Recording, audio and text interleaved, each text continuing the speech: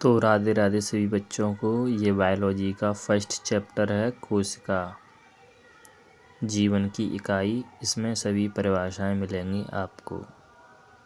चलते हैं तो अगली वाली फर्स्ट हेडिंग पर। नंबर 1, कोशिका, जिसे इंग्लिश में सेल कहते हैं।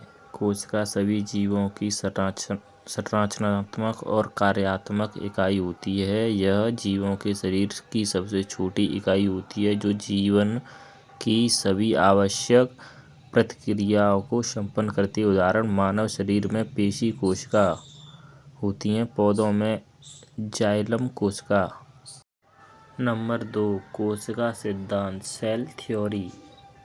इस सिद्धांत के अनुसार सभी जीव कोशिका से बने होते हैं। कोशिका जीवन की मूलभूत इकाई है। सभी कोशिकाएं पहले से मौजूद कोशिकाओं से उत्पन्न होती हैं। उदाहरण, मनुष्य, पौधे, बैक्टीरिया। नंबर 3, एक कोशिकीय जीव, यूनिसेल्युलर ऑर्गेनिज्म, ऐसे जीव जिनका शरीर केवल एक ही कोशिका से बना होता है। उदाहरण, अमीबा, पैरामीशियम, यूग्लिना। नंबर 4, बहुकोशिकीय जीव, मल्टीसेल्युलर ऑर्गेनिज्म, वे जीव जिनका शरीर कई कोशिकाओं से मिलकर बना होता है। उदाहरण, मानव, पेड़, कुत्ता, हाथी। नंबर 5, कोशिका झिल्ली, सेल मेम्ब्रेन या प्लाज्मा मेम्ब्रेन। यह कोशिका को चारों ओर से घिरने वाली एक पतली झिल्ली होती है जो अंदर और बाहर के वातावरण को पदार्थ का आदान प्रदान नियंत्रित करती है। उदाहरण, किसी भी पशु या पौधे की कोशिका की भीतरी परत।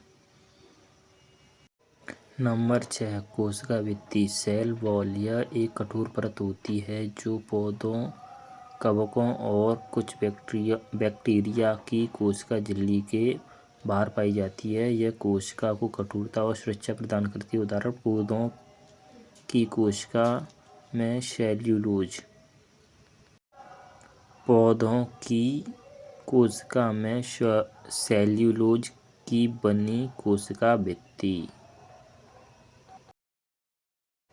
Number 7, cytoplasm. यह कोशिका के अंदर स्थित एक जेली जैसी द्रव्य पदार्थ होती है जिसमें सभी कोशिकांग तैरते रहते हैं।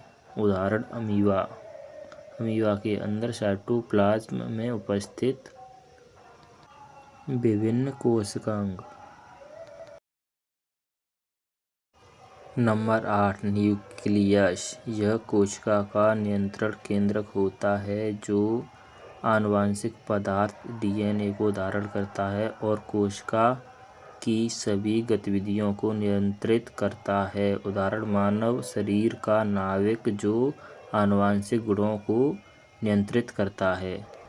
Number 9, mitochondria. यह कोशिका का पावर हाउस कहलाता है क्योंकि यह कोशिका के लिए ऊर्जा उत्पन्न करता है। उदाहरण, मानव पेशी कोशिकाओं में अधिक मात्रा में माइटोकॉन्ड्रिया पाए जाते हैं।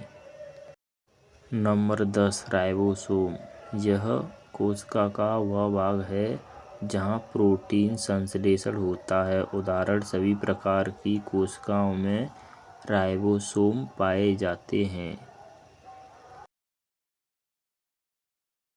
नंबर 11, गोल्जी निकाय, गोल्जी एपरेटस। यह कोशिका में प्रोटीन और अन्य पदार्थों के संशोधन, पैकेजिंग और परिवहन में सहायता करता है। उदाहरण, हार्मोन्स एंड एंजाइम्स का संश्लेषण करने वाली कोशिकाओं में गोल्जी का कार्य होता है। Number 12, lysosome. इसे कोशिका का आत्मघाती थैला कहा जाता है क्योंकि यह हानिकारक पदार्थों और मृत कोशिकाओं को नष्ट करने में सहायता करता है, शरीर की सफाई करने में मदद करता है। श्वेत कोशिकाएं डब्ल्यूबीसी लाइसोसोम अधिक पाए जाते हैं। Number 13, endoplasmic reticulum. जिसे हम ER भी कहते हैं। यह कोशिका के अंदर स्थित एक नेटवर्क होता है जो प्रोटीन और वसा के संश्लेषण में सहायता करता है। उदाहरण यकृत बोले तो लीवर की कोशिकाओं में स्मूथ ER अधिक मात्रा में पाया जाता है।